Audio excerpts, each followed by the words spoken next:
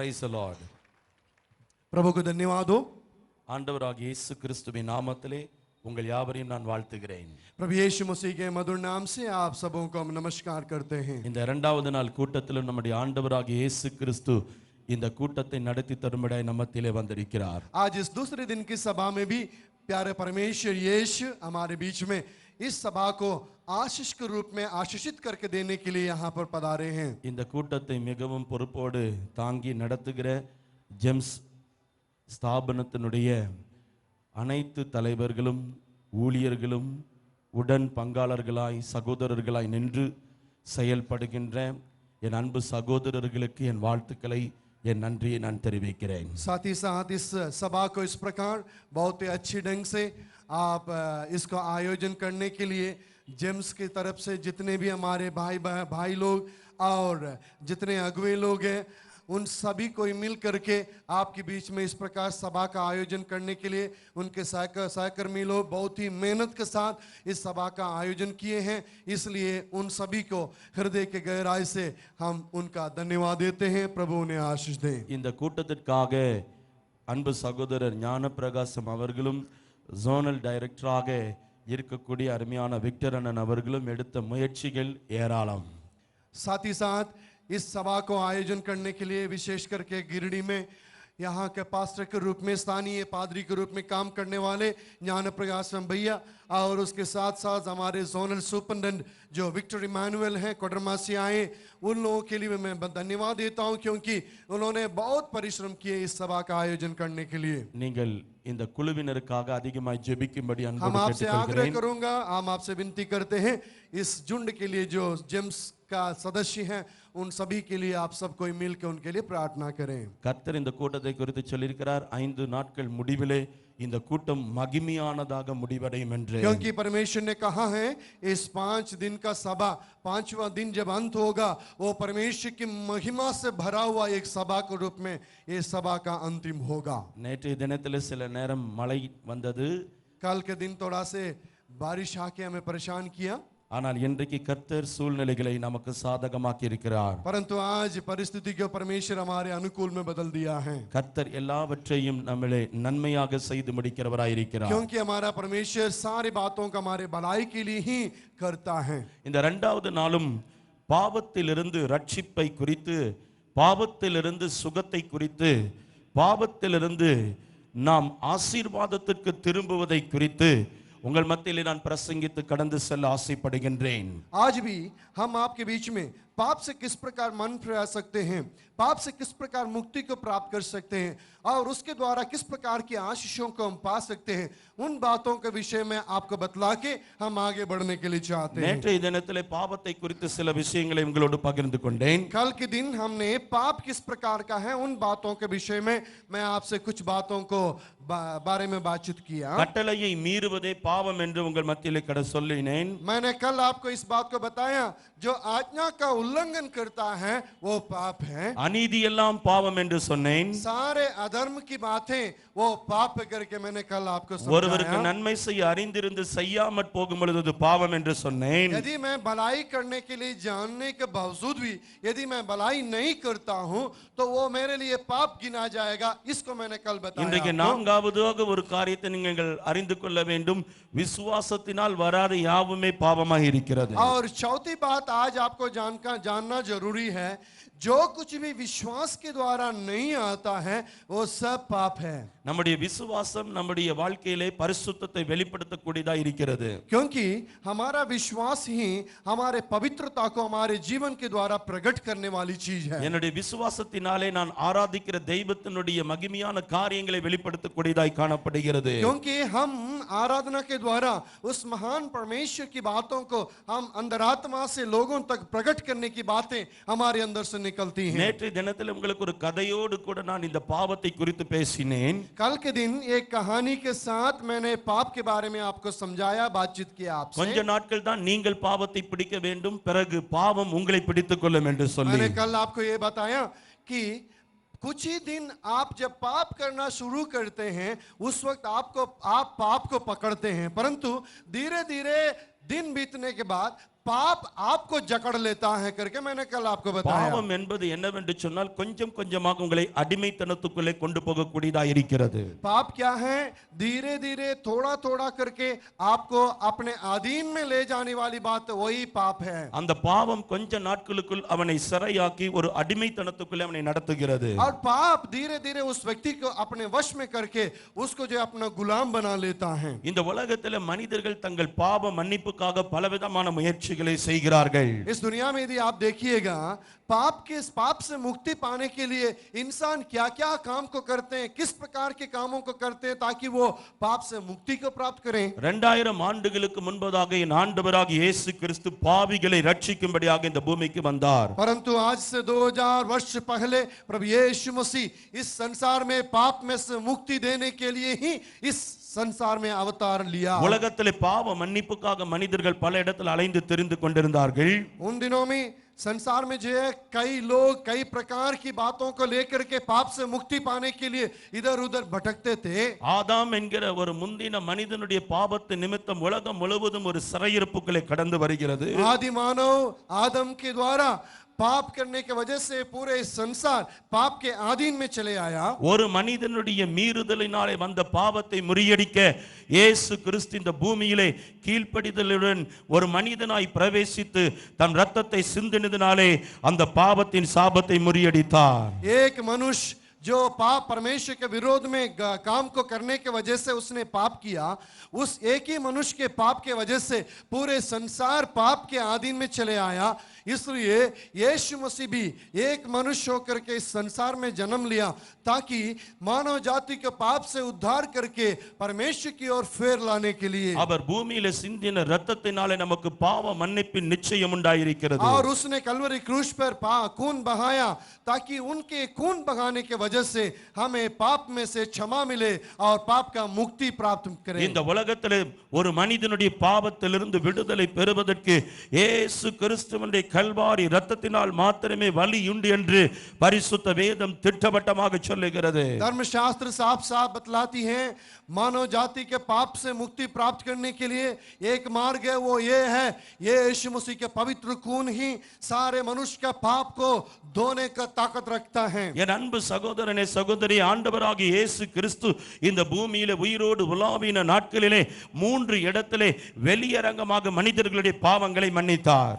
और यीशु मसीह जब इस संसार में थे अपने जीवन काल में 3 जगह पर उसने वो खुलम खुला 3 लोगों के पाप को क्षमा करते हुए मैं तुम्हारे पाप को क्षमा करता हूं करके उसने कुलम कुलम लोगों से कहा। யோவான் நற்செய்தி 8ஆம் அதிகாரத்தை நாம் திருப்பிக் கொள்ள வேண்டும். यदि आप मेरे साथ बाइबल को खोलेंगे उसमें लिखा है यूहन्ना रचित सुसमाचार उसके 8वें अध्याय में। அங்கே பார்த்தீர்கள் என்று சொன்னால் விபச்சாரத்திலே கையும் களவுமாய் பிடிக்கப்பட்ட ஒரு ஸ்திரியை ஆண்டவராகிய இயேசு கிறிஸ்துவினிடத்திலே கொண்டு வருகிறார்கள். यदि आप इस जगह में पढ़ेंगे वहां लिखा हुआ है व्यभिचार करते हुए एक औरत अपने नंगे हाथ पकड़ी गई, उस कहानी को उस घटना को यहाँ पर लिखा है। யூதர்கள் வாழ்ந்த அந்த நாட்களிலே விபச்சார பாவத்திலே பிடிக்கப்படுகிறவர்கள் உடனே கல்லெறிந்து கொல்லப்படுவார்கள். यहूदी लोगों के आचरण के अनुसार उन दिनों में जो व्यभिचार करते हुए पकड़ी जाएगी उसको जो है पत्थर मार के मुआना है, यही उन लोगों का नियम था। பாவம் செய்து அந்த குற்றத்திலே பிடிக்கப்படுகிறவர்கள் உடனே கல்லெறிந்து கொல்லப்பட வேண்டும். यदि उस प्रकार की पाप करते हुए कोई पकड़ा जाए उसको पत्थर मार के मार डालना है, यही उन दिनों का आज्ञा है। அவ்வளவு கொடூரமான ஒரு தண்டனை அன்றைக்கு மனிதர்களாலே நிறைவேற்றப்பட்டது. उन दिनों में मनुष्यों के बीच में इस प्रकार क्रूर ताड़ना लोगों को दी जाती थी। அங்கே அந்த பெண்ணை இயேசு கிறிஸ்து இருந்த இடத்திற்கு அழைத்து கொண்டு வருகிறார்கள். उस जगह में लोग उस औरत को व्यभिचार करते हुए पकड़ी उस औरत को यीशु मसीह के पास घसीटते हुए ला रहे हैं। ஆண்டவராகிய இயேசு கிறிஸ்துவை சோதிக்கும்படி அவர்கள் அந்த காரியத்தை செய்தார்கள். और लोगों ने यीशु मसीह की परीक्षा करने के लिए उन लोग उसको पकड़ के ले आए। அங்கே என்ன நடந்தது? இயேசு கிறிஸ்து அவர்களை பார்த்து ஒரு கேள்வி கேட்கிறார். यीशु मसीह वहां क्या हुआ मालूम है? यीशु मसीह उन लोगों को देख के एक प्रश्न को पूछते हैं। அவர் கேட்ட கேள்வி என்னவென்று சொன்னால், உங்களில் பாவம் செய்யாதவன் முதல் கல்லை இந்த பெண்ணின் மீது எறியட்டும் என்று சொல்லி சொன்னார்.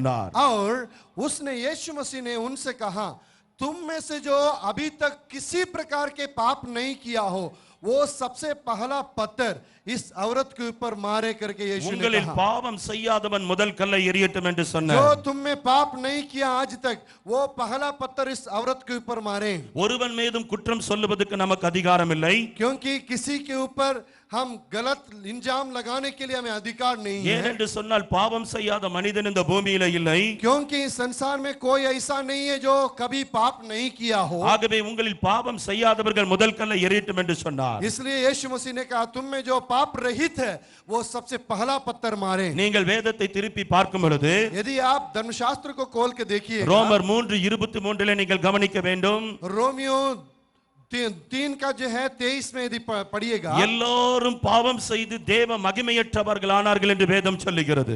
उसमें लिखा है सबने पाप किया और परमेश्वर की महिमा से लोग रहित हैं. இந்த உலகத்தில் எல்லாரும் பாவத்தினாலே தேவ மகிமை இழந்து போனவர்கள் தான். इसलिए इस संसार में हम सब कोई पाप करके परमेश्वर की महिमा को हम खो गए हैं. அந்த இழந்து போன தேவ மகிமை திரும்ப தரும்படியாக தான் ஆண்டவராகிய இயேசு கிறிஸ்து இந்த பூமிக்கு வந்தார். जिस परमेश्वर की महिमा को आपके अंदर जो था, जो हम खो गए, उस महिमा को फिर से आपके अंदर देने के लिए ही यीशु मसीह संसार में मानव के रूप में आया. உலகத்தினுடைய முதல் பாவியை உங்களுக்கு நான் காண்பிக்க விரும்புகிறேன். मैं आपको संसार का सबसे पहला पापी को आपको दिखाना चाहता हूं. உலகத்திலே மனிதர்கள் தோற்றத்துக்கு முன்பதாகவே பிசாசானவன் அவன் பாவத்திலே விழுந்து கீழே தள்ளப்பட்டான். और संसार के शुरुआत से पहले ही जो है शैतान वो पाप करके परमेश्वर के आज्ञा का उल्लंघन करके वो इस संसार पे पृथ्वी पर गिरा दिया गया. என் அன்பு சகோதரனே சகோதரி, பாவத்துக்கு முதலாளியா இருக்கிறவன் அவன்தான்.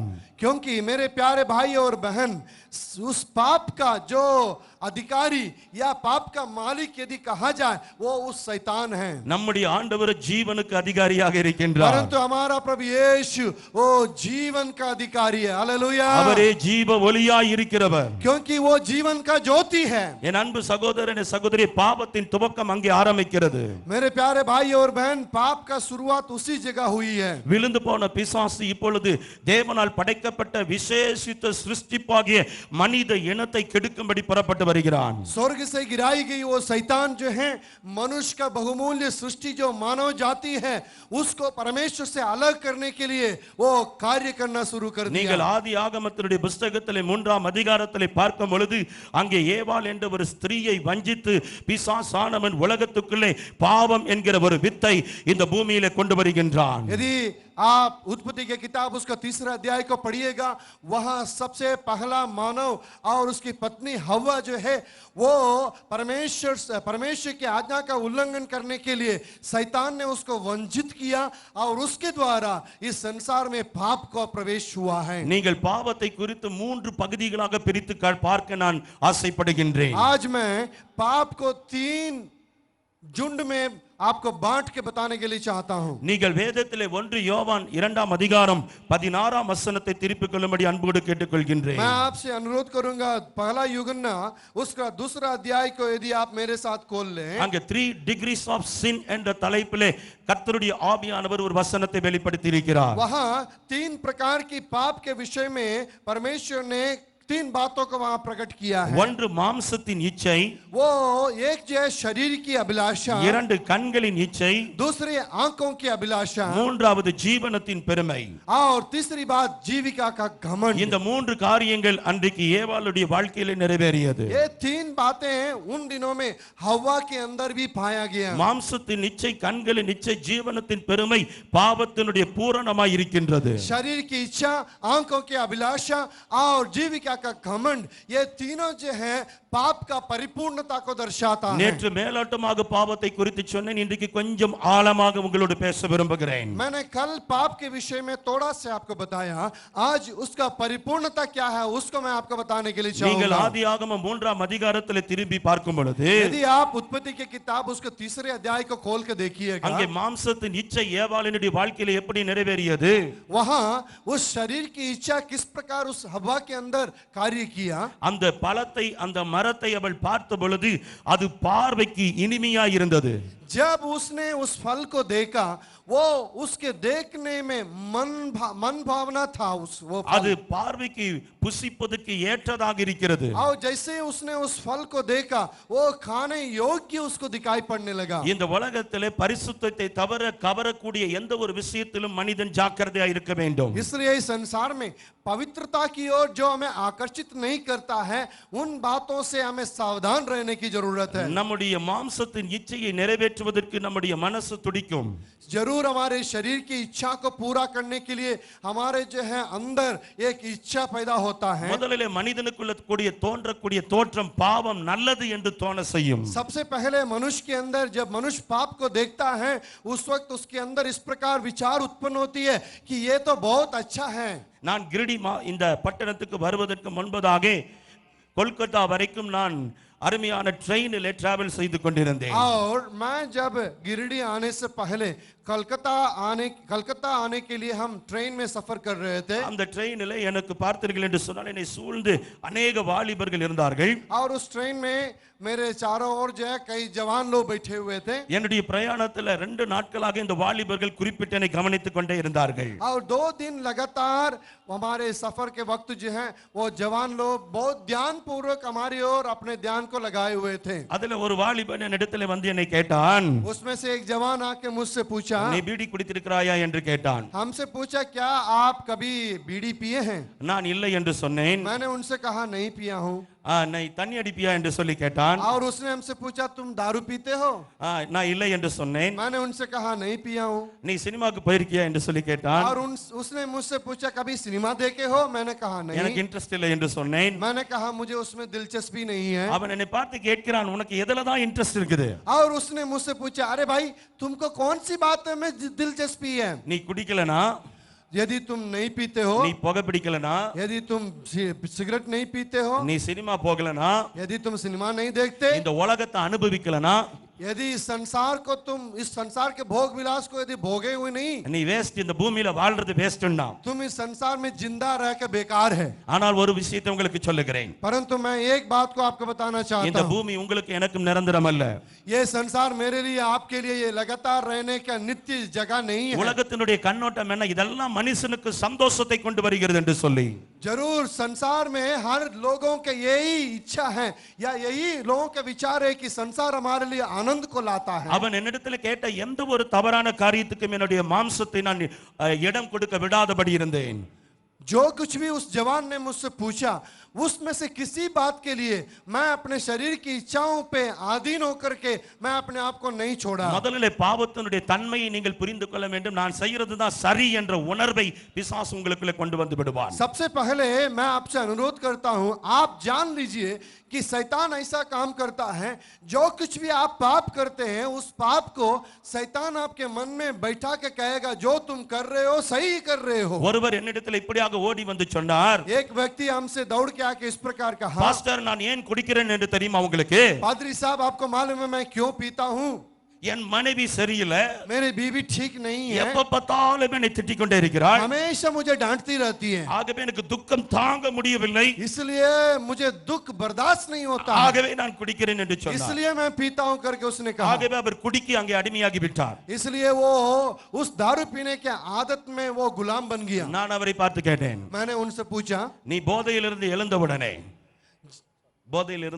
जब तुम उस नशा से बाहर निकलते हो உன்னுடைய மனைவி எப்படி இருக்கிறாள் என்று கேட்டேன்.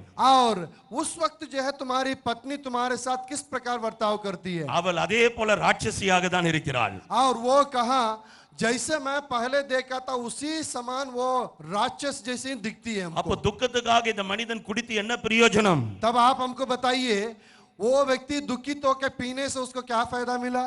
கொஞ்ச நேர துக்கத்துக்காக, थोड़ी देर के दुख के लिए, கொஞ்ச நேர சந்தோஷத்துக்காக, थोड़ी देर आनंद के लिए, கொஞ்ச நேர சமாதானத்துக்காக थोड़ा देर का शांति के लिए தேவன் படைத்த சரீரத்தை மனிதன் கெடுத்துக் கொண்டிருக்கிறான். जो जिस शरीर को परमेश्वर ने बनाया उसको इंसान जो है उसको बर्बाद कर रहा है। மனிதர்கள் நினைக்கிறார்கள் இந்த உலகத்தில் இதெல்லாம் சந்தோஷத்தை கொண்டு வரும் என்று சொல்லி. और मनुष्य सोचता है इन सारे बातें संसार में मुझे शांति को देगा। உங்களுக்கு ஒரு காரியத்தை நான் சொல்ல मैं விரும்புகிறேன். आपको एक बात को बताने के लिए चाहता நான் हूं, மருத்துவர்களுக்கு எதிரானவர்கள் அல்ல, मैं जरूर डॉक्टर लोगों के विरोधी नहीं हूं, ஆனால் இந்த உலகத்தில் எந்த டாக்டர் ஏழையா இருக்கிறார்? आप हमसे कहिए, बताइए, इस संसार में कौन ऐसा डॉक्टर है जो गरीब है? எல்லா டாக்டர் கிட்டயும் 4 கார் இருக்குது. सारे डॉक्टर लोग 4 கார் இருக்குது. கார். सारे डॉक्टर लोगों के पास 4-4 कार होते हैं நிறைய வெளிநாடுகளுக்கு ஃப்ளை பண்றாங்க. और बाहरी देशों में फ्लाइट में चढ़ के घूमते हैं கோடிக்கணக்கான பேங்க்ல பணத்தை வச்சிருக்காங்க. और करोड़ों रुपया जो है बैंक बैलेंस है. ஆனால் தேவனுடைய பிள்ளைகள் இன்றைக்கும் பார்த்தீர்கள் என்று சொன்னால் நடந்து போய் கொண்டிருக்கிறார்கள். परंतु परमेश्वर के लोग जो है आज भी पैदल जा रहे हैं ஏழ்மையிலும் தரித்திரத்திலும் வாழ்ந்து கொண்டிருக்கிறார்கள். और लोग जो है गरीबता में और दरिद्रता में जीवन बिताते हैं. காரணம் என்ன? வியாதிகள். कारण क्या है? उन लोग बीमार हैं, बीमारी है. என்னுடைய வாழ்க்கை முறை சரியில்லை. और मेरा रीति जो जीने की आदत है वो ठीक नहीं है. தேவன் எனக்கு கொடுத்த ஞானத்தை நான் பயன்படுத்தவில்லை. जो बुद्धि परमेश्वर ने मुझे दिया उसको हम इस्तेमाल नहीं करते हैं. நான் பாவத்துக்கு அடிமையாகிறதுனால என் சரீரத்தில் பலவீனம் வருகிறது. मैं पाप के गुलाम होने की वजह से मेरे शरीर में कमजोरियां चली आती हैं. கடைசியில சொத்துக்களை விற்று பணத்தை விற்று அங்கே கொண்டு போய் நாம் மருத்துவரிடத்தில் கொடுக்கின்றோம். आखिरी में हम क्या करते हैं? सारा धन दौलत बेच बाच करके सारा पैसा ले जाके डॉक्टर के पास दे देते ஒரு हैं. பெரிய கோடீஸ்வரன் ஒருவர் எங்களுடைய பட்டணத்தில் இருந்தார். मेरे शहर में एक बहुत बड़ा करोड़पति था. அவர் இப்படியாக ஒரு சாட்சியை சொன்னார். उसने इस प्रकार एक गवाही को दिया. என் மனைவிக்கு ட்ரீட்மெண்ட் பண்ணின டாக்டர் என் வீட்டையே ஒரு நாள் விலை கொடுத்து வாங்கி விட்டார். और मेरे बीवी का जो इलाज किया वो डॉक्टर साहब एक दिन ऐसा किया, पूरा मेरा घर को ही वो ले लिया. கடைசி ஃபீஸாக என் வீட்டையே அவருக்கு கொடுத்தேன். आखिरी फीस के रूप में हमने अपना घर को ही उसको दे दिया. நான் எல்லாரையும் அப்படி சொல்லவில்லை. मैं सबको ऐसा नहीं कह रहा हूँ. தேவன் மருத்துவர்களை நேசிக்கிறார். जरूर वैद्य लोगों से, डॉक्टर लोगों से परमेश्वर प्रेम करते हैं. மாம்சத்தினுடைய இச்சை ஒரு மனுஷனை கவர்ந்து இழுக்கிறது. परंतु शरीर की इच्छा एक व्यक्ति को जो है अपनी ओर, पाप की ओर उसको खींच ले जाता அந்த है. மாம்சத்தினுடைய இச்சையை குறித்து நான் உங்களுக்கு சொல்லுகிறேன். the tree was good for food என்று பைபிள் சொல்லுகிறது. और वहां पर शरीर की इच्छा के बारे में आपको बताने के लिए चाहता हूं. அந்த வாலிபன் ட்ரெயின்ல வந்த வாலிபன் என்னிடத்தில் ஒரு வார்த்தையை சொன்னான். वो जवान जो ट्रेन में मेरे साथ आया उसने एक शब्द मुझसे कहा. அப்படியே ஒரு இழு இழுத்தால் அப்படியே போயிட்டு வரலாம் என்று சொன்னான். उसने कहा यदि आप बीड़ी को सुलगा के एक बार ऐसे दम खींचेगा ना, तब देखिएगा स्वर्ग तक जाके आप नीचे आ सकते हैं. ஒரு நாள் லங்ஸ் கேன்சர் வருகிறது. और एक दिन ऐसा होगा वो जवान को लंग्स में, फेफड़ा में कैंसर आएगा. குடிக்கிறதுனால லிவர் பாதிக்கப்படுகிறது. वो पीने की आदत की वजह से उसका जो है लिवर, उसका कलेजी खराब हो जाएगा. இருதயம் பாதிக்கப்படுகிறது. उसका हृदय खराब हो जाएगा. சரீரம் முழுவதுமாய் பாதிக்கப்படுகிறது. उसका पूरा शरीर बर्बाद हो जाता है. கொஞ்ச நேரம் மேல போய்கிட்டு வர்றதுக்கு थोड़ा देर ऊपर जाके आने के प्रतिफल தன் यही सब है. சரீரத்தின் சுகத்தை அழித்து விடுகிறான் மனுஷன். वो अपने शरीर में जो परमेश्वर ने दिया उस सुख को बर्बाद कर देता है. நிரந்தரமா நீ பரலோகத்தில் இருக்கிறதுக்கு ஒரே ஒரு வழி. आप बराबर स्वर्गराज में रहने के लिए, नित्य रहने के लिए एक ही मार्ग है. கொஞ்ச நேரம் போயிட்டு வர்றதுக்கு இல்ல. ये थोड़ा देर जाके लौटने के लिए नहीं. நிரந்தரமா தேவனோடு பரலோகத்தில் இருக்கிறதுக்கு ஒரு வழி. आप लगातार नित्य नित्य काल परमेश्वर के साथ रहने के लिए एक मार्ग है. இன்றைக்கு உன் ஆண்டவராக இயேசு கிறிஸ்துவை ஏற்றுக்கொண்டு அவருடைய பிள்ளையாக இன்றைக்கு நீ மாற வேண்டும். यदि आप ऐसा करेंगे, आज प्रभु यीशु को अपने उद्धारकर्ता के रूप में यदि अपने मन में स्वीकार करेंगे, आपके लिए लगातार स्वर्गराज में रहने के लिए आपके लिए आज मौका இந்த है. உலகத்துல பாவம் உனக்கு பார்வைக்கு இனிமையாக இருக்கிறது. जरूर इस संसार में पाप आपको देखने में बहुत ही अच्छा और भला दिखता होगा. இரண்டாவது கண்களின் இச்சை மிகவும் மோசமானது. और आंखों की अभिलाषें बहुत ही बुरी बात है. that it was pleasant to the eyes என்று வேதம் சொல்லுகிறது. वो जो है बहुत ही जो है देखने में और रुचि करने में बहुत ही अच्छा करके उसमें இன்றைக்கு बाइबल மனிதன் बताती है. கண்களின் இச்சையை ஜெயிக்க பழகி இருக்க வேண்டும். इसलिए मनुष्य जो है आंखों की अभिलाषा के ऊपर विजय प्राप्त करने के लिए आज सीखना जरूरी है. கண்கள் சரீரத்தினுடைய விளக்காய் இருக்கிறது. क्योंकि हमारी आंखें शरीर के दीपक के रूप में हैं. நான் அடிக்கடி இப்படியாக சொல்லுவேன். मैं बराबर इस प्रकार कहता हूं. நம்முடைய கண்கள் என்பது ஒரு நல்ல ஒரு கேமராவை போன்றது. हमारी आंखें एक कैमरा के समान हैं. நம்முடைய இருதயம் ஒரு நல்ல ஒரு ஹார்ட் டிஸ்கை போன்றது. हार्ड डिस्क कंप्यूटर हमारा हृदय जो है एक हार्ड डिस्क है. हार्ड डिस्क जो किसको कहते हैं उसके समान है. இந்த கண்கள் கிளிக் பண்ணக்கூடிய ஒரு விஷயத்தை இருதயத்திலே அப்படியே சேர்த்து வைக்க முடியும். वो क्या करता है, हमारे आंखें जो फोटो खींचता है उसको जो हमारे हृदय संग्रह करके उसको रखता है। கொஞ்ச நேரம் எதையாவது ஒன்றை பார்த்தால் அவனுக்கு சந்தோஷம் வருகிறது. और ऐसा भी होता है किसी चीज को लगातार देखते रहिए तो उसको बहुत आनंद आता है। தான் பார்க்கிற ஏதோ ஒரு காரியத்தின் நிமித்தம் அவனுடைய இருதயத்தில் கொஞ்ச நேரம் மகிழ்ச்சியை அனுபவிக்கிறான். और उसने जो चीज को देखा थोड़ी देर के लिए उसके मन में आनंद उत्पन्न होता है। இதை பிசாசு அன்றைக்கு ஏவாளுடைய வாழ்க்கையில பயன்படுத்துகிறான். इसी बात को ही हव्वा के जीवन में शैतान ने भी उसको इस्तेमाल किया। என் அன்பு சகோதரனே சகோதரி, மூன்றாவது ஜீவனத்தினுடைய பெருமை. मेरे प्यारे भाई और बहन, और तीसरी बात यह है जीविका का घमंड। பெருமை என்பது ஒரு பெரிய பொல்லாத பாவமா இருக்கிறது. और घमंड जो है संसार में बहुत बड़ा एक पाप है। உலகத்தினுடைய முதல் பாவியாக பிசாசு இந்த பூமியில கீழே விழத்தள்ளப்பட்டான். वो संसार के सबसे पहला पापी के रूप में घमंड करने के वजह से वो शैतान जो है इस संसार में गिराया அந்த गया। பாவம் என்னவென்று சொன்னால் கர்வம் பாவம் என்று அங்கே வேதம் சொல்லுகிறது. वो पाप कौन सा है मालूम है? उसने परमेश्वर के विरोध में घमंड किया। வானங்களுக்கு மேலாக ஏறுவேன். उसने सोचा मन में मैं आसमानों के ऊपर चढ़ जाऊंगा। தேவனுடைய சிங்காசனங்களுக்கு மேலாக நான் கடந்து போவேன் என்று. और उसने इस प्रकार भी कहा परमेश्वर के निवास स्थान उसके ऊपर मैं अपना घोंसला बनाऊंगा। தன் அழகின் நிமித்தம் பெருமையாய் பேசினபடினால் और उसके सुंदरता के वजह से घमंड के साथ उसने बातचीत किया, इसके वजह से கர்த்தர் அந்த தூதனை அடித்து கீழே விழத்தள்ளினார். इसलिए उस दूत को परमेश्वर ने मार के गिराया என் नीचे। அன்பு சகோதரனே சகோதரியே, मेरे प्यारे भाई और बहन, என் அன்பு சகோதரனே சகோதரியே, मेरे प्यारे भाई और बहन, ஜீவனத்தினுடைய பெருமை ஒரு மனிதனை கீழே விழத்தள்ளும். जीविका का घमंड एक व्यक्ति को नीचे गिराता है। அங்க என்ன நடந்தது? वहां क्या हुआ? பிசாசு சொன்னதின்படியாக जैसे शैतान ने कहा उसके अनुसार அது கண்கள் திறக்கப்படும், वो आंखें खुल जाएंगी। நாமளும் தேவர்களை போல மாறுவோம் हवा से कहा हम भी परमेश्वर के समान बन जाएंगे। என்ற காரியத்தை நம்பினார்கள். उस बात को हवा ने विश्वास कर लिया। என் அன்பு சகோதரனே சகோதரியே, मेरे प्यारे भाई और बहन, எப்படியாவது நான் உன்னத நிலைமைக்கு வர வேண்டும். हाँ, और हम चाहते हैं किसी न किसी रीति से हम ऊंचे स्थान में पहुंचना है। எப்படியாவது நான் பெரிய நிலைமைக்கு நான் வர வேண்டும். किसी न किसी रीति से हम बड़ा इंसान, बड़ा आमदनी वाला बन जाना है। எப்படியாவது நான் கடவுளாக வேண்டும்.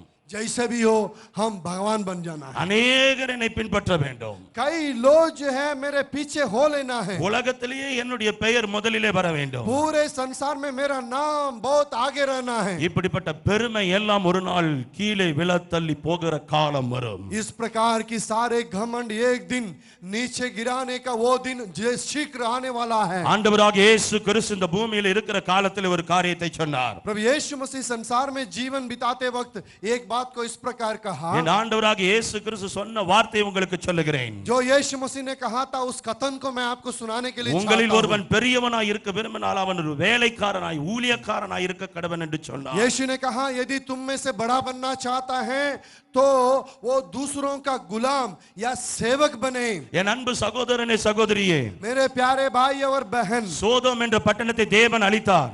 और सोदोम करके गुमोरा एक शहर அந்த था, பட்டணத்தினுடைய उस शहर को परमेश्वर ने नाश किया। அந்த பட்டணத்தின் அழிவுக்கு காரணம் என்ன?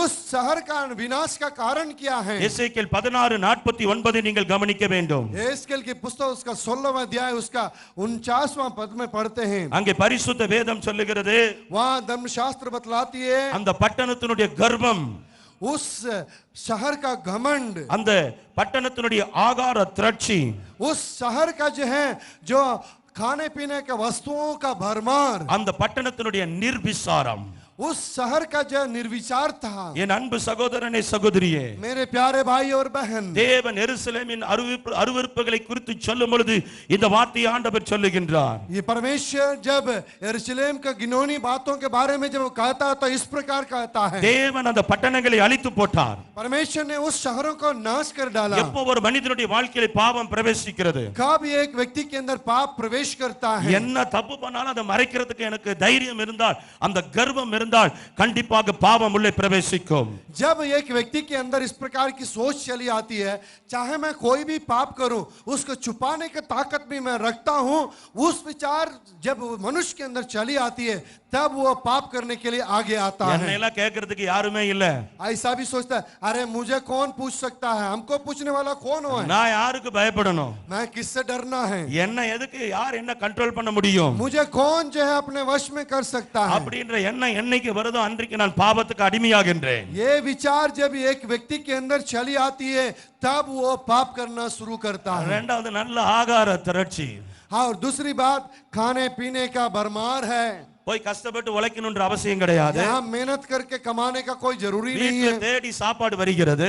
और उनको खोज के खाना पहुंचाता है, पहुंचाने वाले लोग हैं. ஒரு மனுஷனுக்கு நல்ல லக்ஸரிஸ் லைஃப் அமைகிறது. और उस व्यक्ति के पास जो है पूरा एकदम आधुनिक ढंग से जीने का तरीका उसके நல்ல पास ஒரு है. கம்ஃபர்ட் வாழ்க்கைக்குள்ள கடந்து வருகிறார். उसके बाद पूरा सुरक्षित एक जिंदगी जीने का ढंग का जिंदगी जीने का अवसर है. அவனுக்கு வாழ்க்கையில எதை பற்றியும் கவலையே கிடையாது. उसको किसी प्रकार की चिंता अपने जीवन में नहीं हो. நல்ல ஒரு ஆகார திரட்சி வருகிறது. उसके पास पूरे खाने पीने का वस्तु का भरमार அவன் हो. உலகத்துல கஷ்டப்பட வேண்டிய அவசியமே இல்லை. उसको संसार में जो है मेहनत करके कमाने की जरूरत नहीं है. என் அன்பு சகோதரனே சகோதரியே, मेरे प्यारे भाई और बहन, அந்த மனிதன் பாவத்தில் விழ வாய்ப்பு இருக்கிறது. वो मनुष्य पाप में गिरने का जो है मौका है.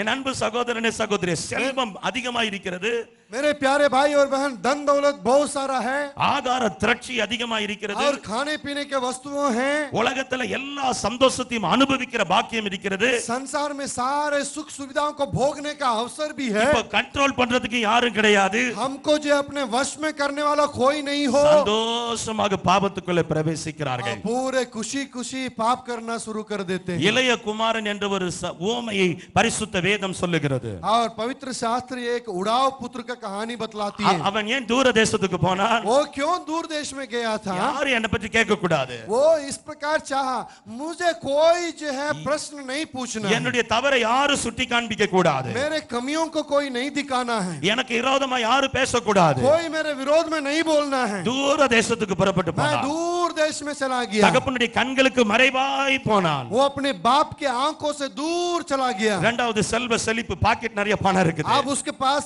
लाखों रुपया उसके जेब में था. ஒரு குறிப்பிட்ட அளவுக்கு பணம் இருந்தால் அதை சரியாக திட்டமிட்டு செயல்படுத்தலாம். और यदि हमारे पास जितना जरूरत है उसके अनुसार यदि धन हो, तो उसको हम अपनी योजनाबद्ध तरीके से हम उसको खर्चा कर सकते நான் हैं. மலேசியா தேசத்துக்கு போயிருந்தேன். मैं मलेशिया देश में गया हुआ था. அங்க கெந்திங் ஐலாண்ட் என்கிறதான ஒரு ஐலாண்ட் இருக்கிறது. वहाँ गंदिन करके एक आइलैंड है, एक टापू है, वहाँ है. உலகத்தில் இருக்கிற எல்லா சூதாட்டக்காரர்களும் கூடி வருகிற ஒரு இடமா இருந்தது. वहाँ जितने ताश खेलने वाले जो हैं, वो सब कोई वहाँ जुआ खेलने वाला वहाँ इकट्ठे होते हैं. அங்கே போகிற கோடீஸ்வரர்கள் கடைசியாக அவர்கள் பஸ்ஸுக்கு கூட காசு இல்லாத ஏழைகளாக திரும்பி வருவார்கள். वहाँ जाने वाले जुआ खेलने के लिए जितने भी करोड़पति लोग जाते हैं, वहाँ जाके जुआ खेलने के बाद एक भी पैसा बिना बस में चढ़ के आने के लिए पैसा बिना नंगे आते हैं वे. ஒரு போதகர் என்னை அந்த இடத்துக்கு அழைத்துக் கொண்டு சென்று ஜெபிக்கும்படியாக கூறினார். एक पादरी साहब मुझे ले जाके उस जगह में जाके प्रार्थना कीजिए करके मुझे ले गए.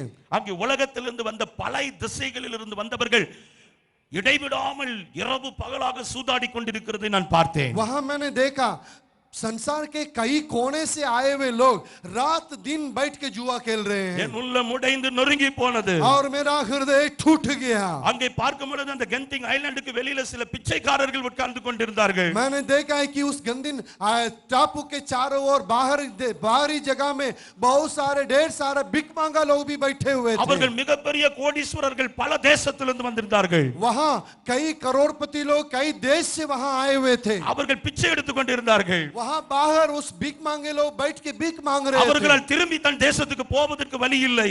उन लोग जो हैं वापस अपने घर जाने के लिए उसके पास पैसा नहीं है. கடைசியாக அவங்க பாஸ்போர்ட்டை வைத்து அவர்கள் விளையாட ஆரம்பிக்கிறார்கள். आखिरी में उन लोग अपना पासपोर्ट को भी जुआ खेलने के लिए रख करके उसके लिए वो जुआ खेलना शुरू தங்கள் करते हैं. சொத்துக்களை இழந்து விட்டார்கள்.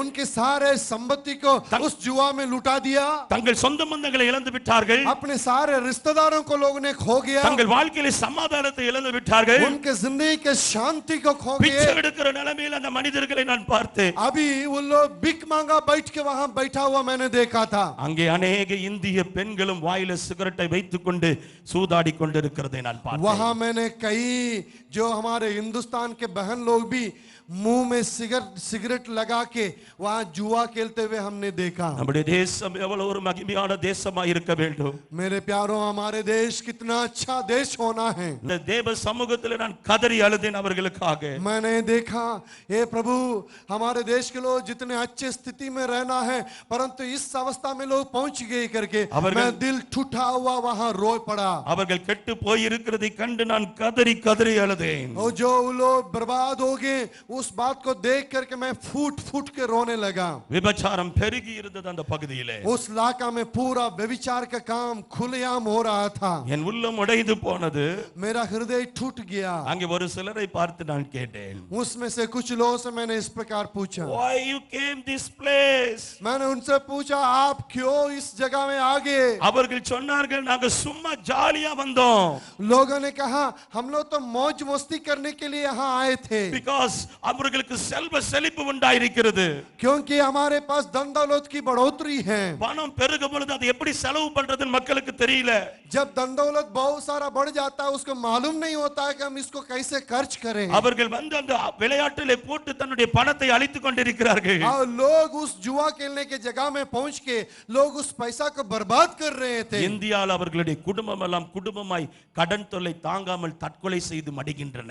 आज लोग इसके वजह से उनके परिवार के लोग वो कर्जा में डूब करके कई लोग परिवार आत्महत्या करके मर ஐயா, रहे இந்த हैं। அடிமைத்தனத்தின் பாவம் எங்கே கொண்டு போய் விட்டது?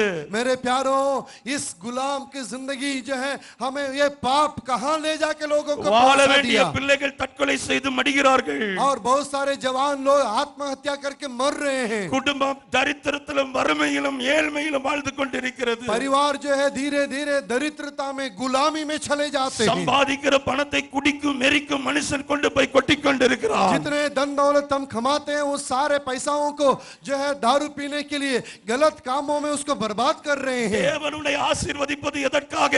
परमेश्वर क्यों आपको बहुत सारा धन दौलत देता है? இந்த சமுதாயத்திலே தேசத்திலே நல்ல நிலைமையிலே வாழ வேண்டும் என்பதற்காக. आप जो है आपके देश में आपके इलाकों में एक अच्छे जीवन बिताने के लिए परमेश्वर आपको आशीष को देता है। பிசாசு அந்த ஆஸ்திகளை எல்லாம் மனிதர்கள் வாழ்க்கையிலே அழித்து போடுகிறான். इस परंतु शैतान जो है उसके सारे धन दौलत संपत्ति को उनके जीवन से निकाल के खत्म कर देता है। சகோதரனே சகோதரி, இன்று இரவு சத்தியத்தை கேட்கிற நீ மனம் திரும்பு. मेरे प्यारे भाई और बहन, सच्चाई को सुनने वाले आज आप मन फिरा लें। இந்த கிறிஸ்தவம் என்பது வேற எதை பற்றியும் போதிப்பது கிடையாது. ये मसीहत या जो मसीह मार्ग वाले कोई ऐसी बातों को वह प्रचार नहीं करते இந்த हैं। வேத சத்தியம் எத்தனையோ கிரிமினல்களை திருத்தி சத்தியத்துக்கு நேராய் நடத்தி இருக்கிறது. ये धर्मशास्त्र बाइबल के वचन कई एक क्रिमिनल लोगों को मन फिराव के अनुभव में लाके उनको अच्छे मार्ग में लेके आया। விபச்சாரத்தில் குடியிலும் கட்டப்பட்ட கோடி கோடியான ஜனங்களை ரட்சிப்புகள் நடத்தி அந்த குடும்பங்களை ஒளியேற்றி வைத்திருக்கிறது. व्यभिचार के कामों में और जो है पीने के आदत में पड़े हुए कई हजारों लाखों लोगों को परमेश्वर ने इस वचन के आधार पर उन्हें छुटकारा देके अच्छे जीवन की ओर लेके आया। இந்த உபதேசங்கள் குடும்பங்களை வாழ செய்திருக்கிறது. ये उपदेश कई एक जीवन में शांति को நாம் फैलाया। ஆராதிக்கிற ஆண்டவராகிய இயேசு கிறிஸ்து உங்க குடும்பத்திலே சமாதானத்தை கொண்டு வந்திருக்கிறார். हम जिसकी आराधना उपासना हम करते हैं वो परमेश्वर कई एक परिवार में शांति को लेके आया இன்றைக்கு है। நாங்கள் ஏன் இவ்வளவு கத்தி பிரசங்கிக்க வேண்டும்? आज क्यों हम इतना चिल्ला चिल्ला के आपके लिए प्रचार Dear करते हैं? brothers and sisters, मेरे प्यारे भाई और बहन, உங்கள் வாழ்க்கையில் ஒரு மாற்றம் வர வேண்டும். आपके जीवन में भी एक परिवर्तन आना है। நீங்கள் மாற்றத்துக்குள் வரும்பொழுது நம்முடைய தேசம் மாற்றத்துக்குள் வரும். जब आपके अंदर परिवर्तन चले आएगा हमारे देश में एक परिवर्तन चले இந்த आएगा। தேசத்தினுடைய எதிர்காலம் இந்த நின்று கொண்டிருக்கிற வாலிபர்கள் கையில் இருக்கிறது. इस देश का आने वाला भविष्य यहाँ खड़े और बैठे हुए हमारे नौजवान साथी आपके हाथ में है। வாலிபனே உன் குடும்பத்தினுடைய எதிர்காலம் உன் கையில இருக்கிறது. मेरे जवान भाई, आपके परिवार का भविष्य आपके हाथ में है. இந்த சமுதாயத்தினுடைய எதிர்காலம் உன்னுடைய கையில இருக்கிறது வாலிபனே. इस समुदाय का भविष्य जो है आपके हाथ में मेरे भाई जवान. நீ பாவத்திலிருந்து வெளியே வரும்பொழுது உன் குடும்பத்தில் ஒரு வெளிச்சம் வரும். जब तुम पाप में से बाहर निकलोगे तुम्हारे घर में एक ज्योति चमकेगी. இன்று இரவு நீ மனம் திரும்பு. आज रात तुम मन फिरा ले. ஆகார திரட்சி அது ஆகாது.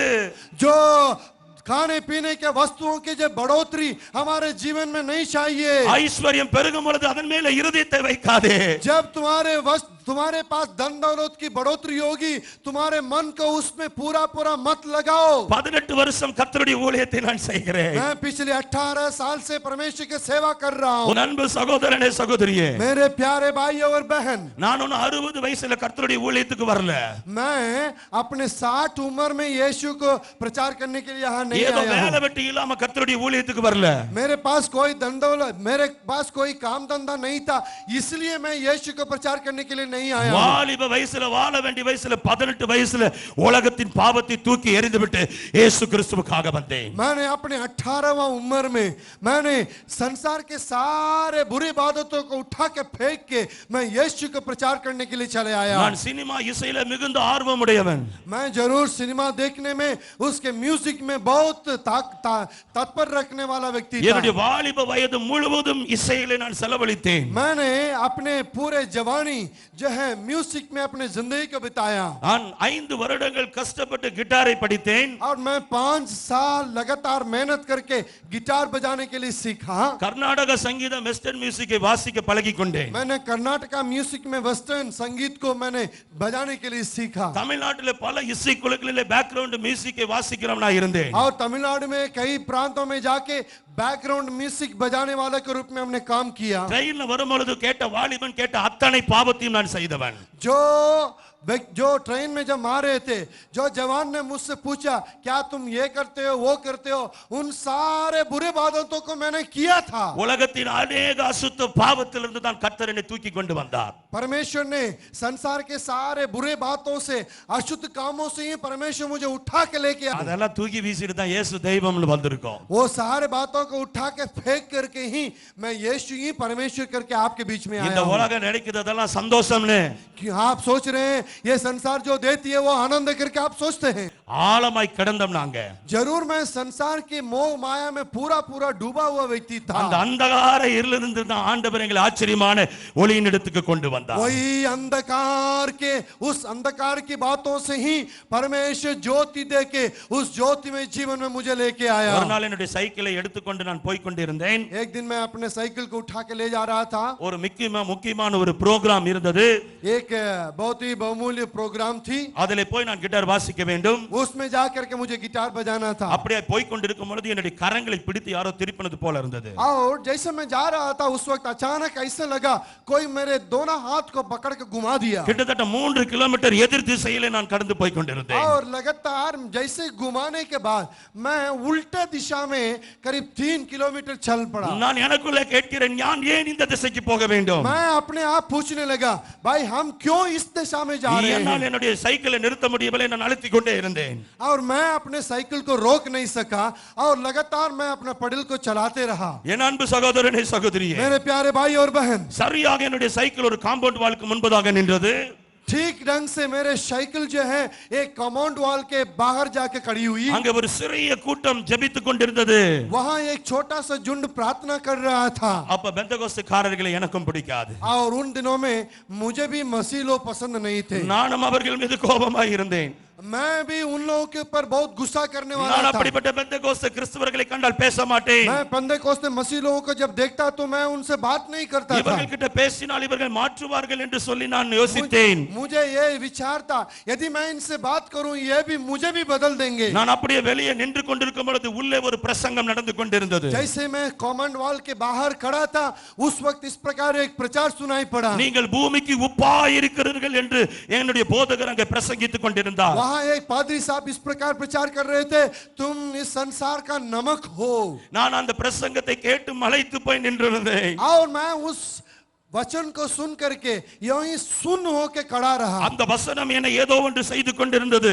वो वचन मेरे अंदर कुछ कर रहा था। என்னால் அந்த இடத்தை விட்டு நகர முடியவில்லை. मैं उस जगह को छोड़ के जाना चाहा परंतु मैं जा नहीं सका। ஏதோ ஒரு சக்தி என்னை ஆட்கொண்டிருக்கிறதை உணர்ந்தேன். ऐसा लग रहा था कोई शक्ति मुझे पकड़ कर रखा है। ஒரு வயதான தாயார் திடீரென்று வந்து என்னுடைய கரங்களை இப்படி பிடித்தார். अचानक एक बूढ़ी माँ आकर के मेरे हाथ को पकड़ी। தம்பி நீ உள்ளே வா என்று சொல்லி என்னை உள்ளே அழைத்துக் கொண்டு சென்றார்கள். और मुझे हाथ पकड़ के बाबू तुम अंदर आओ करके मुझे अंदर लेके அங்கே गई। போய் உள்ளே முழங்கால் படியிட சொன்னார்கள். मैं जैसे अंदर गया उसने कहा तुम घुटना टेको। அதுதான் எனக்கு ஞாபகத்தில் இருக்கிறது.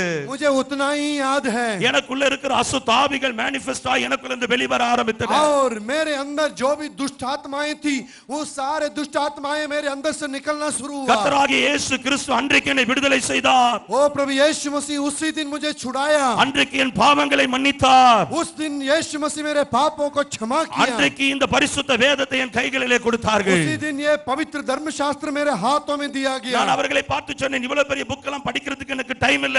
मैंने उनसे कहा भाई इतने मोटी किताब पढ़ने के लिए मेरे पास समय नहीं है। ஏதாவது ஸ்மால் பைபிள் இருந்தா கொடுங்க இன்னைக்கு படிக்கிற மாதிரி அப்படினு கேட்டேன். मैंने उनसे कहा यदि छोटा सा कोई बाइबल हो तो मुझे दीजिए मेरे पढ़ने लायक। இல்ல இல்ல இதுதான் பைபிள் இதை நீ படிக்க வேண்டும் என்று சொன்னார்கள். लोगों ने मुझसे कहा नहीं नहीं नहीं यही परमेश्वर का वचन है तुमको इसी को पढ़ना होगा। 6 மாதத்துக்குள்ள இந்த வேதத்தை நான் படித்து முடித்தேன். 6 महीना के अंदर मैं पूरे इस मोटी किताब को पढ़ के खत्म कर 6 दिया। மாதங்கள் முடிவிலே ஒரு வீட்டு கூட்டம் நடத்துவதற்காக நான் கடந்து சென்றேன். 6 महीना के बाद एक घर में प्रार्थना चलाने के लिए मैं वहां पहुंचा। அப்படியாக அந்த கூட்டத்துக்கு சென்ற இடத்துல ஒரு அசுத்தாவி பிடித்த பெண் எழும்பி எல்லாரையும் அவள் விரட்ட ஆரம்பித்தாள். वहां प्रार्थना जब चल रहा था उस वक्त एक दुष्ट आत्मा से ग्रसित एक औरत उठ करके वो पूरे लोगों के ऊपर जो है तंग कर रही थी। அங்கே அந்த பிசாசனுடைய ஆக்ரோஷத்தை கண்ட வாலிபர்கள் எல்லாம் அந்த கூட்டத்தை விட்டு இறங்கி ஓட ஆரம்பித்தார்கள். जैसे ही उस दुष्ट आत्माओं के क्रिया को वहां के जवान लोगों ने देखा वो उठ के सब दौड़ पड़े। நான் மட்டும் ஓரத்திலே நின்று கொண்டிருந்தேன். मैं सिर्फ जो है उस किनारे में बैठा रहा। அந்த இடத்துல நின்று கொண்டிருக்கும் பொழுது அந்த பிசாசு என்னை பார்த்து கேட்டது. उस किनारे जब मैं खड़ा था उस वक्त शैतान ने मुझसे पूछा நீ மட்டும் ஏன் நிற்கிறாய் ஓடு என்று சொன்னது. और वो कही तुम अकेले क्यों यहाँ खड़ा तुम भी भागो। உண்மையிலே எனக்கு ரொம்ப பயமா இருந்தது. और सच में मुझे डर लग रहा था ஆனால் நான் ஓடவில்லை. परंतु मैं नहीं भागा। ஜீசஸ் ஜீசஸ் என்று மனசுக்குள்ளே சொல்லிக் கொண்டிருந்தேன். मैं अपने मन में कह रहा था यीशु यीशु यीशु। சில வினாடிகளில் அந்த பிசாசு என்னை பார்த்து சொன்னது. और थोड़े देर के बाद वो शैतान मुझे देख के कहा ஒன்று நீ ஓடு இல்லை என்றால் நான் ஓடுகிறேன் என்று சொன்னது. वो कहा एक तुम भागो नहीं तो मैं भाग जाऊंगी। அதற்கும் எனக்கு பதில் சொல்ல தெரியவில்லை. उसको भी मुझे जवाब देने नहीं आया। அப்படியே நான் ஜெபித்துக் கொண்டே இருந்தேன். उस वक्त भी मैं प्रार्थना कर रहा था। அந்த பிசாசு என்னை பார்த்து சொன்னது वो शैतान मुझे देख के कहा இயேசு கிறிஸ்துவின் நாமத்திலே போ என்று சொல்லி சொன்னது. या वो कहा यीशु मसीह के नाम से तुम जाओ। அது சொன்ன வார்த்தையை திரும்பவும் நானே சொன்னேன் இயேசு கிறிஸ்துவின் நாமத்திலே போ என்று. जैसे वो शैतान से ग्रसित औरत मुझसे कही कि यीशु के नाम से तुम जाओ उसी बात को मैंने उसको कहा यीशु के नाम से तुम जाओ। அந்த பெண் விழுந்து அப்பொழுது பிசாசின் பிடியிலிருந்து விடுதலையானார். जैसे मैंने कहा वो औरत नीचे गिर पड़ी उसके अंदर से दुष्ट आत्मा निकल गई। அன்னைக்கு தான் இயேசு கிறிஸ்துவின் நாமத்திலே பிசாசு ஓடும் என்ற சத்தியத்தை நான் அறிந்து கொண்டேன். उसी दिन मुझे ये बात मालूम चला यीशु मसीह के नाम से दुष्ट आत्मा भागती है। அன்றைக்கு தான் பரிசுத்த ஆவியானவர் எனக்குள் இருக்கிறதை அறிந்து கொண்டேன். उसी दिन मुझे मालूम चला कि पवित्र आत्मा मेरे अंदर वास करता है। கிட்டத்தட்ட 7 கேர்சல் மீட்டிங்களை நான் எங்களுடைய பட்டணத்தில் நடத்தி கொண்டிருந்தேன். और वहां जो लगभग 7 सभाओं को मैंने वहां चलाया। நான் நடத்தி கொண்டிருந்த அத்தனை வீட்டு கூட்டங்களும் திருச்சபைகளா இன்றைக்கு மாறி இருக்கின்றன. वहां 7 घर में जब मैं प्रार्थना चलाता था वो सातों जगह में आप 7 कलीसिया के रूप में वो रूपांतरण हुआ है। 2000வது ஆண்டு ஒரு பட்டணத்துக்கு நான் கடந்து சென்றிருந்தேன். 2000 में मैं एक शहर में गया। எனக்கு ஊழியத்தை பற்றி ஒன்றும் தெரியாது.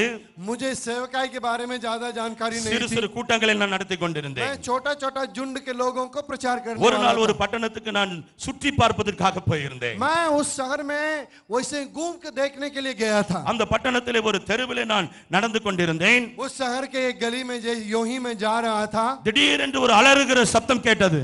अचानक एक चिल्लाने की आवाज सुनाई पड़ी। அங்கே பார்க்கும் பொழுது கைகள் கட்டப்பட்டு கால்கள் கட்டவிழ்க்கப்பட்டு பண்ணப்பட்டு ஒரு ஸ்திரீ என்னை நோக்கி ஓடி வந்தாள். वहां जैसे मैंने देखा एक औरत जो है हाथ बांधी हुई और पैर खुला हुआ था, वो मेरी ओर दौड़ के आ रही थी. என்னோடு கூட ஒரு குடும்பமும் அன்றைக்கு அந்த ஊரை சுற்றி பார்க்க வந்திருந்தது. मेरे साथ एक और परिवार थे जो उस शहर को देखने के लिए लोग आए थे. அந்த பெண் என்னை பார்த்து ஓடி வருகிறாள். वो औरत जो है मुझे देख के दौड़ती आई அவள் அலறிக் கொண்டு வந்து எனக்கு முன்பதாய் விழுந்து என்னை விடு போக விடு என்று சொல்லி சொன்னாள். और वो दौड़ती हुई आके मेरे सामने गिर पड़ी और कहने लगी मुझे जाने दो, मुझे जाने दो. அந்த மகள் ஒரு 50 வயது நிறைந்தவராக இருந்தார். वो औरत जो है करीब 50 उम्र की थी. அவர்களை பார்த்த உடனே தெரிந்து கொண்டேன் அவர்கள் புத்தி சுவாதீனம் இல்லாமல் இருந்ததை. मैंने जैसे ही उनको देखा मुझे समझ में आ गया इस दिमागी तौर से ये ठीक नहीं है. கர்த்தராகிய இயேசு கிறிஸ்துவின் நாமத்திலே சொல்லுகிறேன். मैं यीशु मसीह के नाम से कहता हूँ, அந்த ஸ்திரீ எனக்கு முன்பதாய் விழுந்து போக விடு என்று சொல்லி கதறினாள். जैसे उस औरत जो है इस प्रकार कहने लगी मुझे जाने दो. அவள் கதறி கதறி அழுது உடனே நான் இயேசு கிறிஸ்துவின் நாமத்திலே போ என்று அவளை பார்த்து சொன்னேன். और वो रो रो के चिल्ला रही थी. उस वक्त मैंने कहा यीशु के नाम से इसके अंदर से निकलो. இது ஒரு பப்ளிக்கா ரோட்டில் நடந்த சம்பவம். ये सड़क में इस प्रकार ये घटना घटी. அவரை தொடர்ந்து அவருடைய பிள்ளையும் அவருடைய மருமகனும் ஓடி வந்தார்கள். उसके पीछे पीछे उसके जो है बेटी और उसके दामाद भी चले आया. ஆண்டவராகிய இயேசு கிறிஸ்து அன்றைக்கு அந்த ஸ்திரீயை விடுதலை செய்தார். प्रभु यीशु मसीह उस दिन उस औरत को छुटकारा दिया. அந்த பெண்ணை பார்த்து நான் கேட்டேன் உனக்கு என்ன ஆயிற்று? उसके वो औरत से मैंने इस प्रकार पूछा आपको क्या हुआ? அவருக்கு 3 வருஷத்துக்கு முன்னால நடந்த சம்பவம் தான் ஞாபகத்தில் இருக்குது. இந்த 3 வருஷம் என்னாச்சுன்னு தெரியாது. उस औरत को पिछले 3 साल पहले जो बातें हुई थी वो सिर्फ याद है. पिछले 3 साल से जो बातें उसके जीवन में हुआ वो बिल्कुल ही याद नहीं है. சகோதரனே சகோதரி என்ன நடந்தது?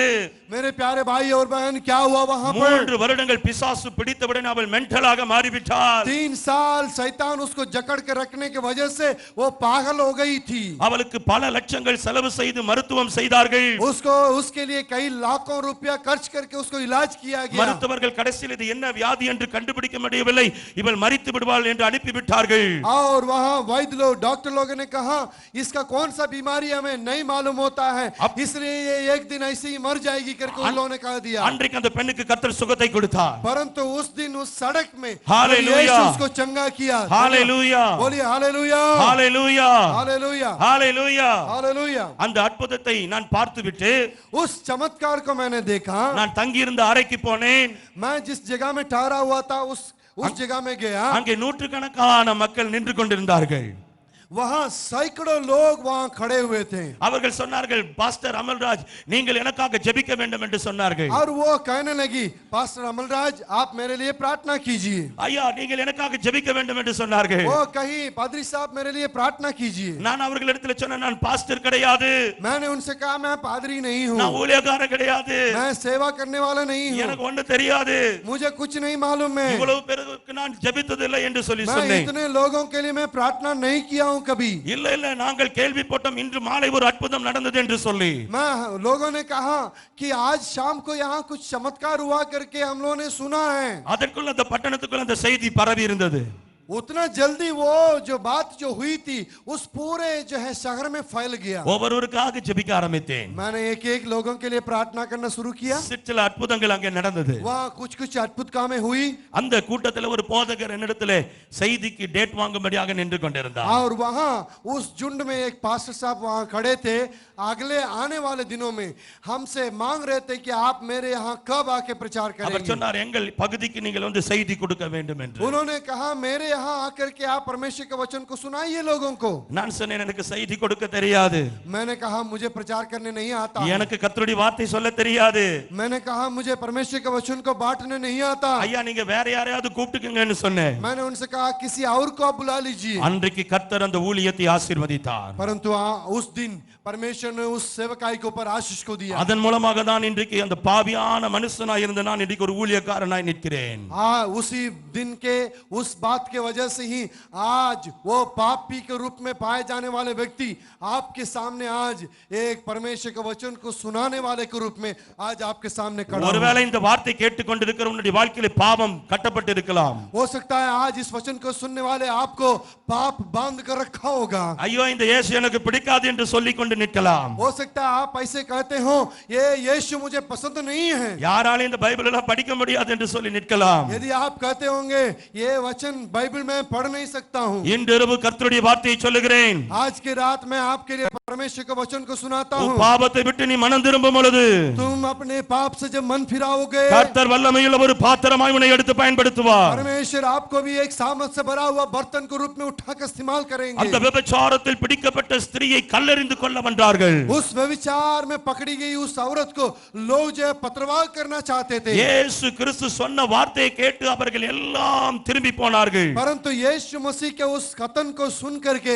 सब कोई वापस लौट के चला गया। யோவான் 8ஆம் அதிகாரத்திலே 9ஆம் வசனத்தை நீங்கள் கவனிக்கும் பொழுது यदि यूहन्ना रचित सुसमाचार 8वां अध्याय यीशु उसका 9 वचन को यदि देखिएगा, இயேசு கிறிஸ்து சொன்ன வார்த்தையை கேட்டு அவர்கள் எல்லாம் கற்களை தூக்கி வீசிட்டு அவர்கள் கடந்து போனார்கள். यीशु मसीह जैसे उन्होंने कहा था, उस वचन को सुन करके सब कोई पत्थर को फेंक के वो लौट के चले गए। இயேசு கிறிஸ்து அந்த பெண்ணை பார்த்து சொன்ன கடைசி வார்த்தை, यीशु मसीह ने उस औरत को देख करके आखिरी में एक शब्द को इस प्रकार நீ कहा, போய் நீ பாவம் செய்யாதே.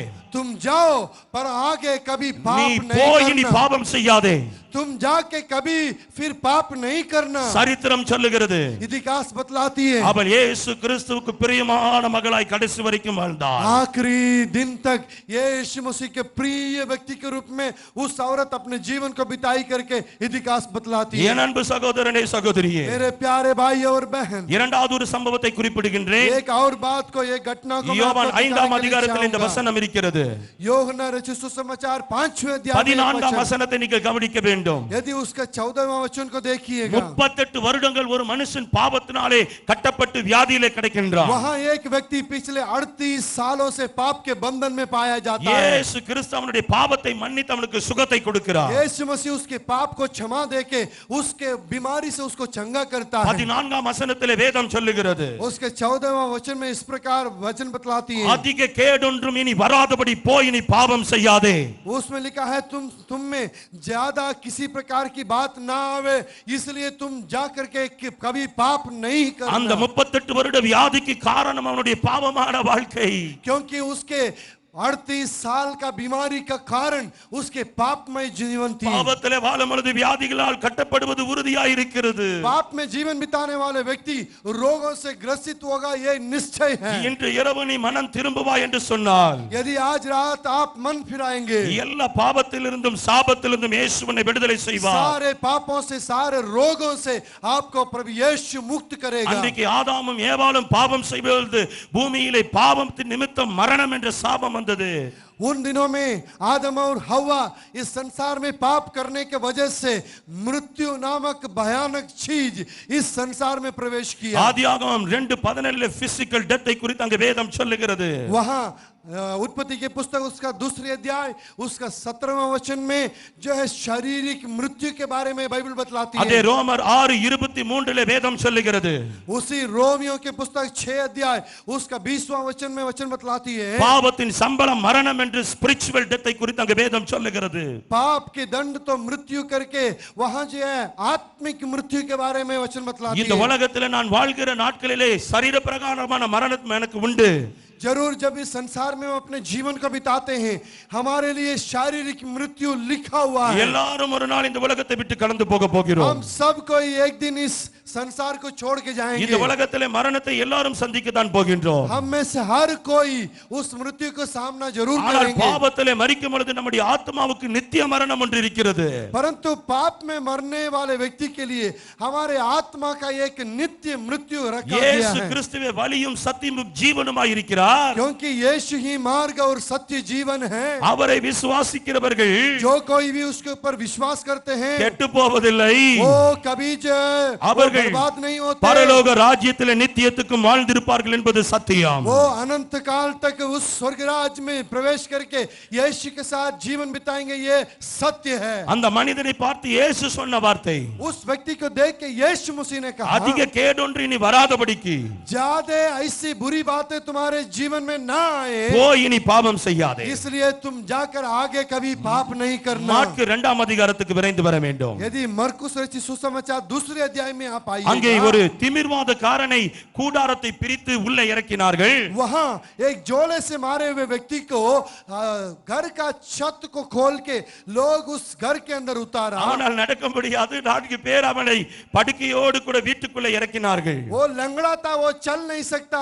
4 जन उठा के उसको लेके आए और यीशु मसीह के सामने रस्सी बांध के उतारा। இயேசு கிறிஸ்து அவனை பார்த்து சொன்ன வார்த்தை 5ஆம் வசனத்திலே சொல்லுகிறது. उसके 5वां वचन में यीशु मसीह देख करके उससे जो कहा वो बातें लिखी गई है। உன் பாவங்கள் உனக்கு மன்னிக்கப்பட்டது. तुम्हारे पाप तुम्हारे लिए क्षमा किए गए। என் அன்பு சகோதரனே சகோதரியே, मेरे प्यारे भाई और बहन, வியாதியஸ்தனை பார்த்தவுடனே இயேசு வியாதிக்காக ஜெபிக்கவில்லை. और जैसे ही रोगियों को देख करके यीशु ने रोग के लिए प्रार्थना नहीं किया, வியாதிக்காக ஜெபிக்கவில்லை.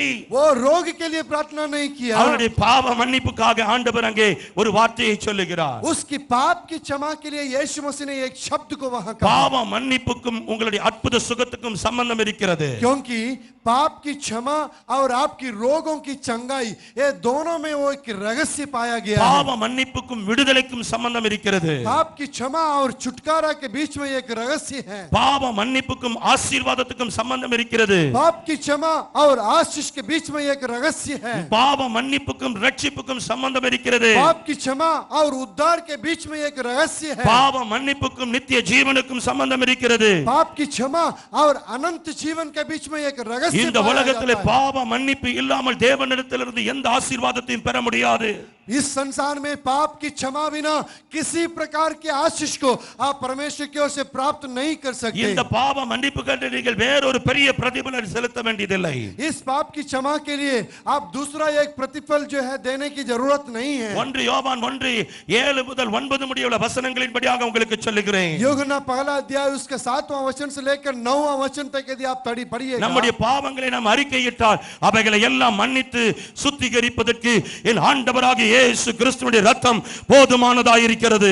क्योंकि वचन बतलाती है यदि तुम अपने पापों को अंगीकार करके स्वीकार करके उसको वो ग्रहण करके उसको छोड़ दोगे, प्रभु यीशु मसीह का खून तुम्हारे सारे पापों को क्षमा करने के लिए वो सक्षम है, वो सक्षम है। இன்றைக்கு நாம் ஜெபிக்க போகிறோம்.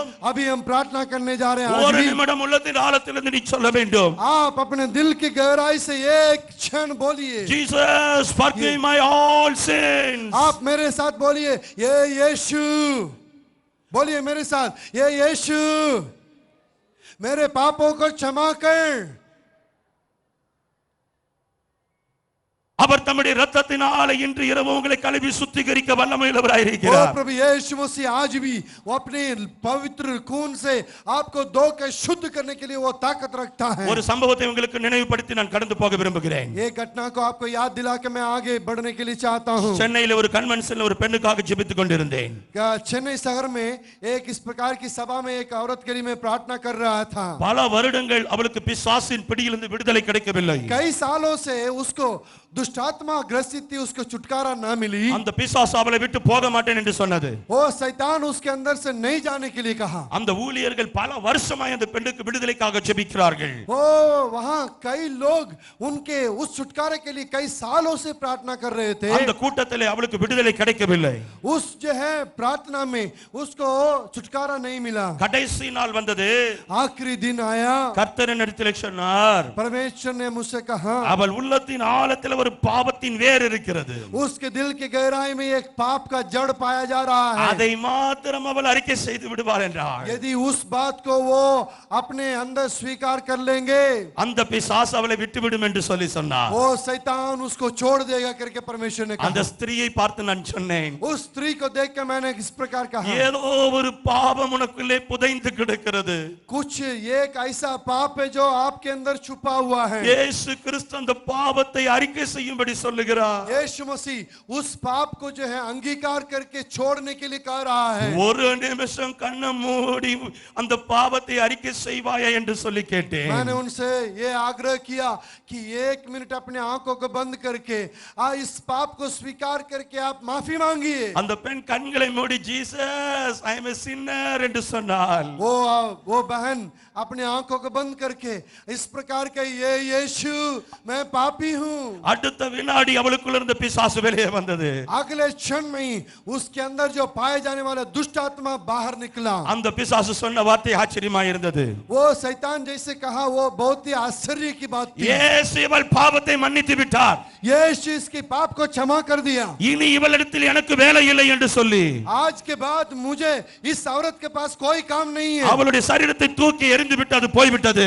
उस शरीर को उस बहन के शरीर को उठा के पटक के वो चला गया. இயேசு இன்று உன் பாவத்தை மன்னிப்பாரானால் यदि आज यीशु आपके पापों को क्षमा करेंगे, எந்த சத்துருவின் கிரியும் உன்னை அண்டுவதற்கு வாய்ப்பில்லை. किसी प्रकार के शत्रु के काम आपके ऊपर प्रबल नहीं होगा. எந்த வல்லமைகளும் அதிகாரங்களும் உன்னை தொடுவதற்கு அதிகாரம் இல்லை. किसी प्रकार की अधिकार और ताकत आपको छू नहीं सकता எந்த है. வியாதிகளும் பலவீனங்களும் உன்னை தொடுவதற்கு அதிகாரம் இல்லை. किसी प्रकार की बलहीनता पाप आपको छू नहीं सकता. பரிசுத்த ஆவியானவர் இன்று இரவு உங்களை தொட விரும்புகிறார். पवित्र आत्मा आज आपको छूना चाहता है. எல்லாரும் எழுந்து நின்று यदि सब कोई खड़े हो जाएंगे, நாம் ஜெபிக்க போகின்றோம். हम प्रार्थना करने जा रहे நமக்கு हैं. இருப்பது கொஞ்ச நேரம். हमारे पास थोड़ी सी वक्त है. என் உள்ளம் பாரத்தினால் நிறைந்திருக்கிறது. मेरा हृदय बहुत बोझ से भरा हुआ है. நான் பாவி பாவி என்று கதறிக் கொண்டிருப்பதற்காக உன்னை நான் நடத்தவில்லை. मैं आपको ये मैं पापी हूँ कहने के लिए मैं नहीं कह रहा हूँ. இன்று இரவு இயேசுவின் பாவத்தை மன்னிப்பாராக. आज रात में यीशु आपके पापों को क्षमा நீ करेगा. புது சிருஷ்டியாய் மாறுவாய். आप एक नई सृष्टि बनेंगे. நீ புது சிருஷ்டிப்பாய் இருப்பாய். आप एक नई सृष्टि बन जाएंगे. உன்னை கர்த்தர் தம்முடைய கரத்திலே எடுத்து பயன்படுத்துவார். आज यदि पाप की क्षमा मांगोगे, परमेश्वर अपने हाथों में आपको उठा लेगा. வாலிபனே, சாதாரணமாய் இருக்கிற வாலிபனே, ये साधारण रीति से बाए जाने वाले मेरे जवान, உலகத்தில் புறக்கணிக்கப்பட்ட வாலிபனே, जो संसार तुम्हें तुच्छ जानता है मेरे जवान, சமுதாயத்தினால ஒதுக்கி வைக்கப்பட்ட தேவஜனமே, जो समुदाय से किनारे करके त्यागा हुआ मेरे लोगों, இவன் பிரயோஜனம் இல்லை என்று சொல்லி ஒதுக்கி வைத்திருக்கிற கூட்டமே, जो लोग कहते हैं इससे कोई काम लायक नहीं है करके जो त्याग के रखा இந்த हुआ உலகத்தில் झुंड, அனாதையை போல அலைந்து திரிகிற தேவஜனமே, मेरे प्यारों, जो परमेश्वर की बातों के लिए खोज के आने वाले मेरे लोगों, இன்று இரவு உன் இருதயத்தை இயேசுவுக்கு தருவாயா? आज रात अपने हृदय को यीशु के लिए दीजिए. இன்று இரவு உன் இருதயத்தை இயேசுவுக்கு தருவாயா? आज रात यीशु के लिए अपने दिल को दीजिए. என் ஆண்டவருடைய இருதயம் உன்னுடைய ரட்சிப்புக்காய் காத்திருக்கிறது. आपके परमेश्वर का हृदय आपके उद्धार के लिए तड़प रहा है. இயேசு கிறிஸ்துவின் பாவங்களை மன்னித்து உன்னை விடுதலை செய்ய வல்லவராயிருக்கிறார். यीशु मसीह आपके पाप में से छुटकारा देके आपको छुड़ाने के लिए ताकत रखता है.